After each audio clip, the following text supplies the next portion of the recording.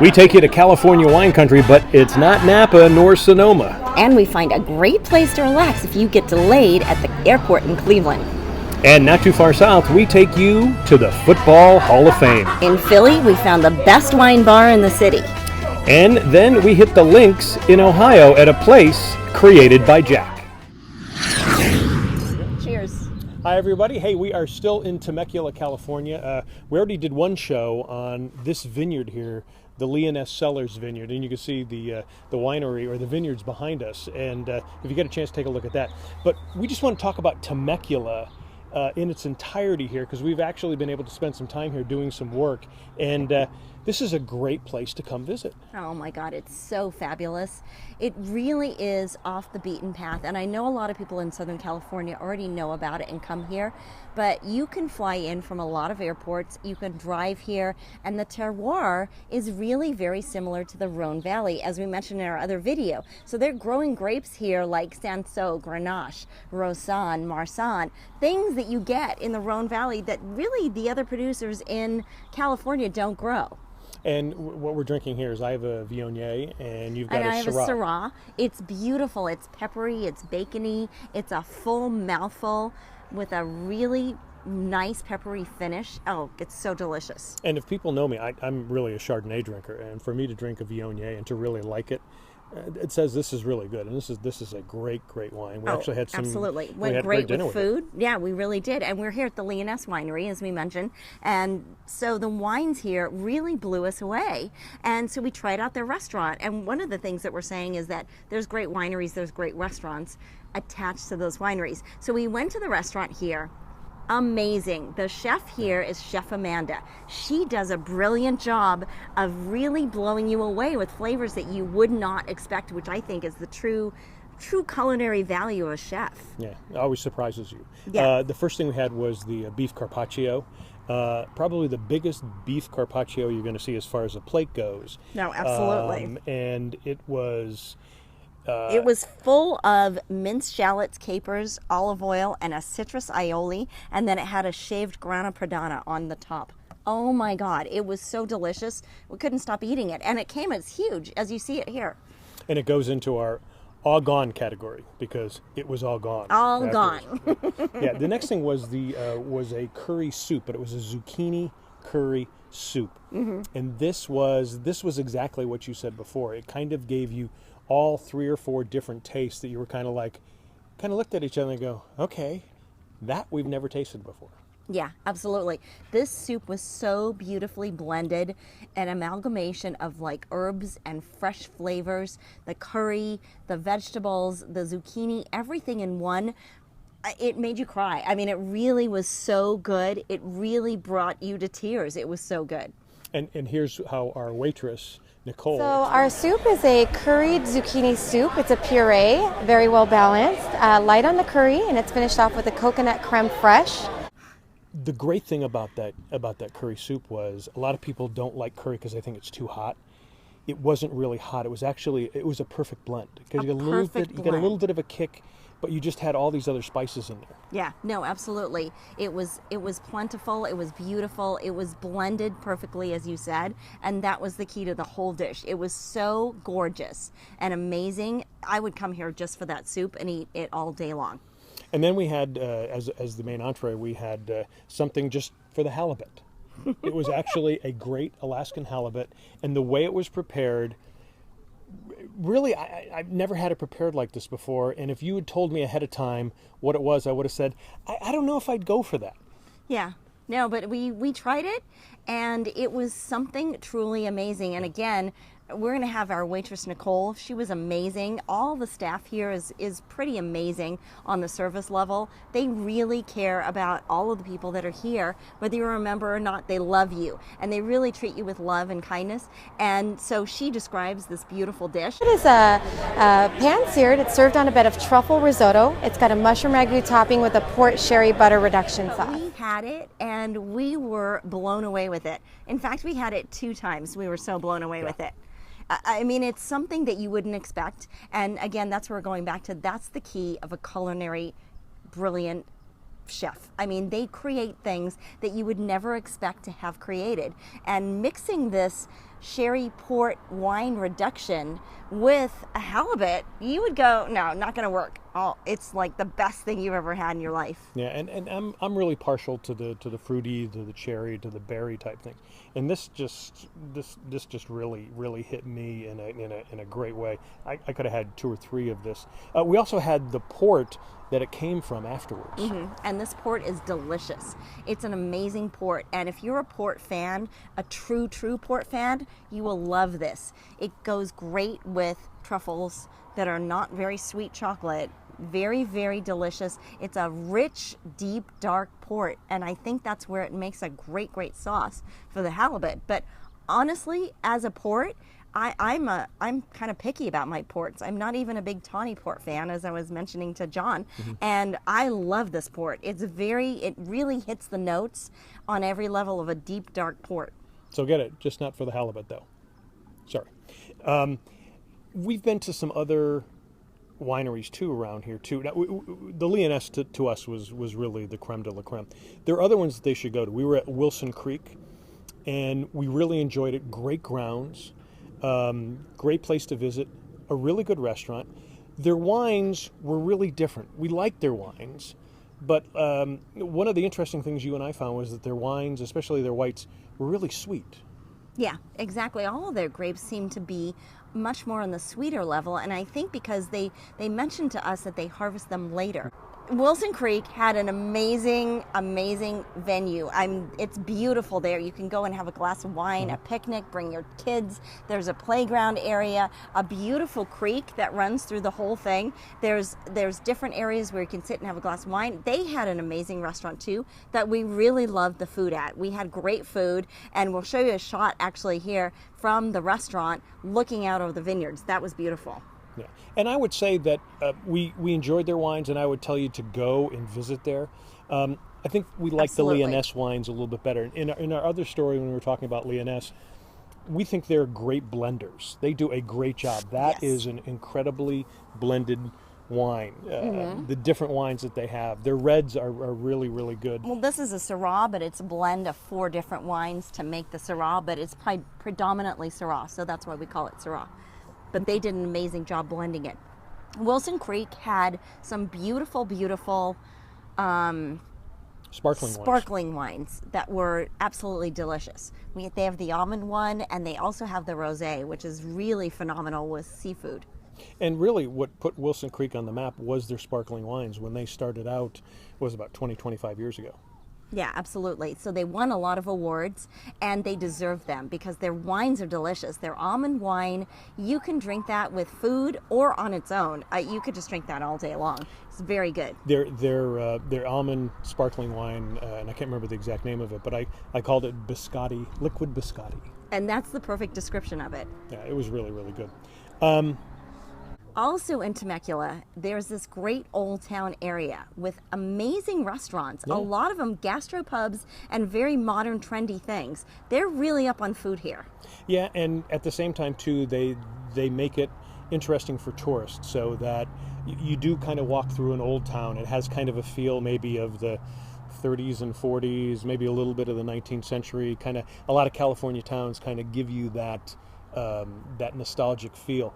But what they've done here is a great job of creating really good restaurants. And if you think it's all just steak and potatoes, it's not, because we went to a great sushi restaurant. Oh yeah, we had amazing sushi at this one place, and they do these oyster shooters. They're amazing. You've got to try one if you go there.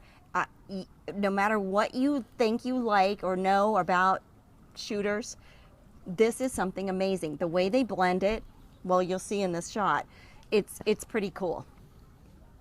Yeah, those were great. And then on top of it, the sushi, you're not even, aside from the oysters, was very good too. It was very creative. Yeah. Oh, the sushi was amazing. They do a great job keeping the integrity of the sushi. The fish was fresh. The rice was perfect sushi rice.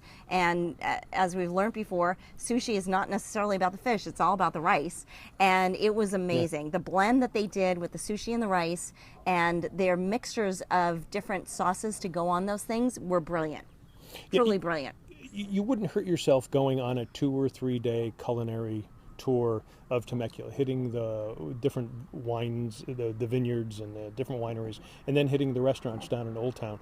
And Taboo was the name of the sushi place, by the way, in case you want to go visit it. So I agree, and I think you need somebody to drive you around when you go do that, because you don't want to drink and drive, and you want to eat a lot of food and have a lot of wine. Yeah, and so the Uber is available here. We actually also found a taxi cab company. We actually used both the taxi cab company, and I'm drawing a blank. Is it Black Taxi? Is that what it was called? I think so, yeah, Black yeah, Taxi. And so we found a taxi cab driver. His name is Wayne. We kept calling him Wayne's World. So he kept saying, "Right on, Garth," and also Party on, Garth, and excellent. All that. So and he was very knowledgeable. The Uber guys were very, very knowledgeable too. There's obviously a little bit of a battle here between the taxi cab company and Uber. As usual. So, it's what usual. But at the same time too, you do have the ability to not have to drive. For instance, if you're in any wine town, like when we're in Napa, try to find somebody to drive you around. I mean, you just don't want to. I mean, you're going to be enjoying the wines. You just never know. You don't want to get into the car. Great place to visit. You said this at the top. You can fly into LA. You can fly into John Wayne Airport in Orange County. You can fly into San Diego. You could probably even fly into Ontario. Oh, absolutely. And drive here. It would probably only be about an hour, at the most an hour and a half drive. Of course, you're coming in from LA. Wow, that food and wine in Temecula. What a surprise. Blown away by how good it all was. Yeah. Great stuff. And when we come back, we're going to tackle a shrine and play some golf.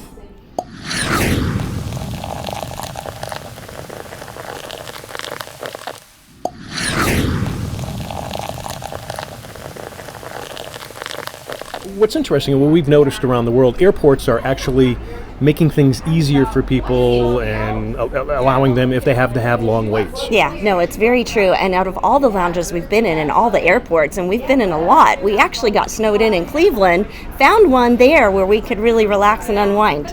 When we jet set into Cleveland, we enjoy the Airspace Lounge, a great place to work, nice wines, and delectable foods, all part of the itinerary, as General Manager Chris Poltrone told me. People love our higher end offerings. Now, when you come to an airport, a lot of times people really are expecting pizza or burgers. A lot of places don't really have a high end offering. What we have here is a meat platter, we have a cheese board, we have a selection of marinated vegetables. Those are some kind of things that are light, but they're also very tasty, and people really appreciate having that level of food available at an airport. And you got a varied wine selection too. Yes, we have house wines. We have 2 whites and 2 reds, but we also have our premiums. We have 2 Sauvignon Blancs, a Malbec blend, a Chardonnay, all our premiums. So people can mix and match and choose kind of what they want to use their credit on here, and then they can get a high-end drink, or they can get something a little, maybe be able to afford a little more by getting a house wine. But they have full choice, which is nice. And here in Cleveland, especially during the winter, you're going to have people who are going to stay here for a long time, because you might get the snow delays, like somebody we know who actually left his hard drives here. And no names, mention no names. You were kind enough to retrieve that and get them to me, which I was very, very appreciative of. But that's the kind of service that you want to give here. Absolutely, yeah. The customers are bread and butter, like any place, and we feel like if you treat them the way an extra special way, that they'll come back and they'll remember that. And there's a lot of loyalty that can be created out of that level of customer service. I try to make sure that everybody's treated the same way and the way I would want to be treated if I was in a similar situation. Well, much appreciated, because every time we come to Cleveland, I always stop by here and see you. Do you have to be an American Express card member to be in here? Absolutely not. We do free access for American Express Platinum and Centurion card members, but we also have a pay as you go kind of plan. It's $20 per person per day, and that includes all the same benefits that anyone having the American Express card would get complimentary in entry, which includes a $7 credit towards any of our food or drinks, unlimited coffee, soft drinks, cappuccino, espresso, juices, all that's included. We have Wi-Fi, we have newspapers, wireless printing, everything that a business traveler would need, but also anything that a family would need. So we try to be really versatile in that way. Okay, so if someone's looking you up online, where do they go? www.airspacelounge.com. We have a Facebook page, we have an Instagram account, we have a Twitter account, so those are all good ways to keep up to date. We also have lounges at JFK in New York, Baltimore, BWI, and San Diego, which is our newest lounge, which is co-branded with American Airlines Admirals Club. So all American Airlines Admirals Club members, plus our traditional routes of entry, are accepted at San Diego. Okay. That's our newest lounge. So got to fly Cleveland to San Diego then. That's the one. Yep, Okay. Great All right. trip. Chris, thank you so much. You're very well. Thank you, John. Appreciate it. So if you're traveling through Cleveland, go see Chris. He'll take great care of you. Yeah, he's a great guy. We had a good time there. Also, not too far away is the Football Hall of Fame, and we are going to take you there next.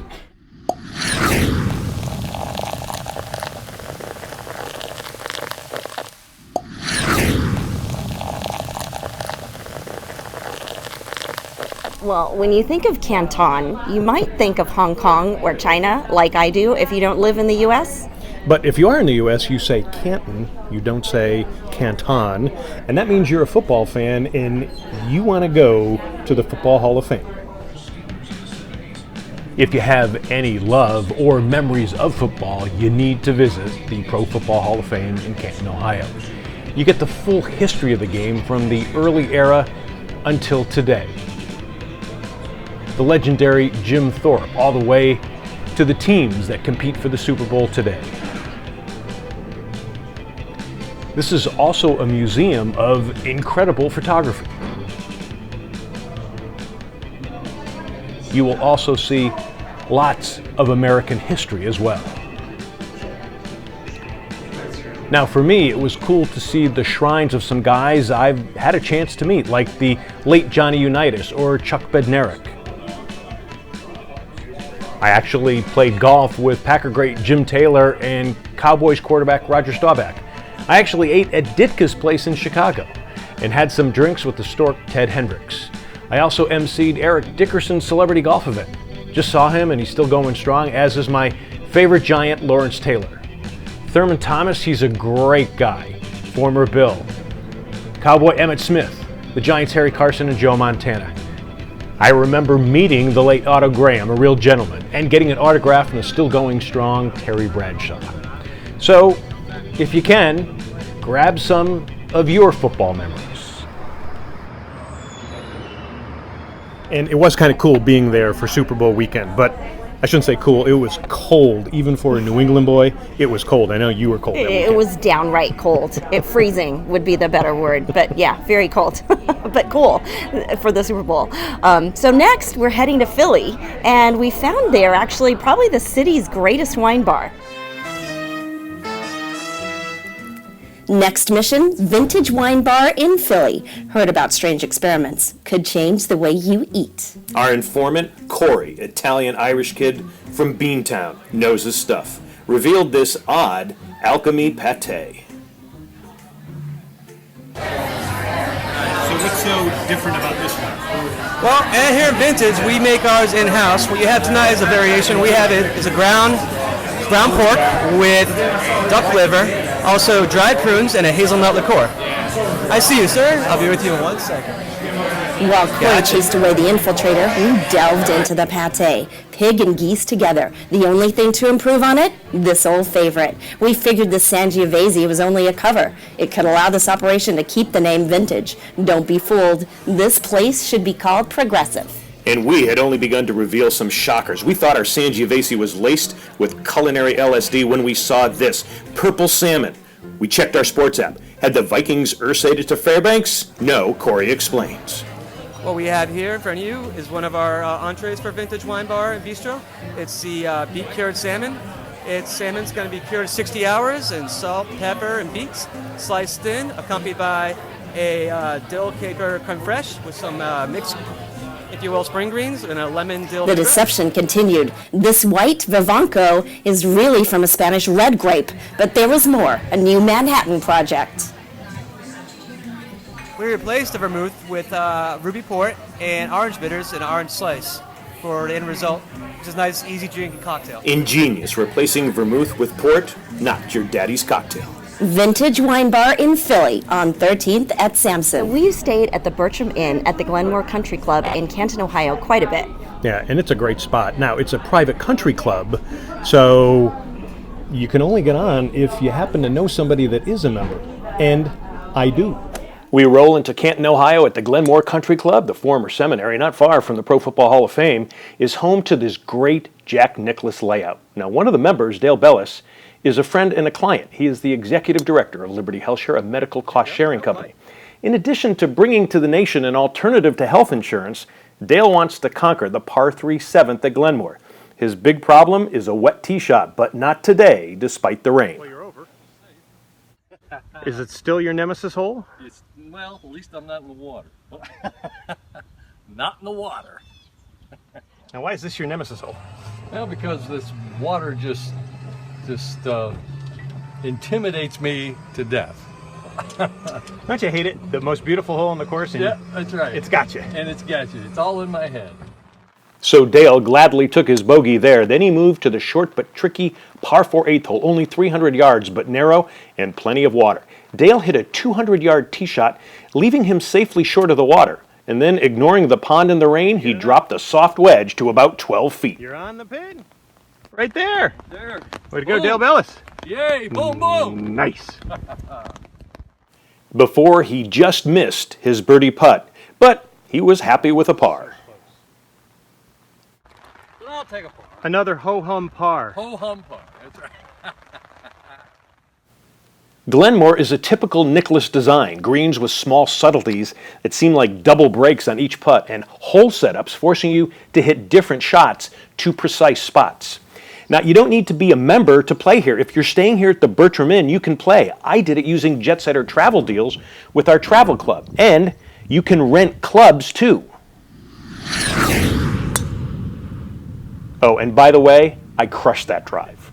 Here's the website for our travel club. Catch you next time, folks. Keep swinging easy. It was a great round of golf. Now, golf weather in Ohio can be tricky because we've actually seen snow in April here, and I've actually played golf in Ohio in December when it was close to 70 degrees. So check it out before you head out.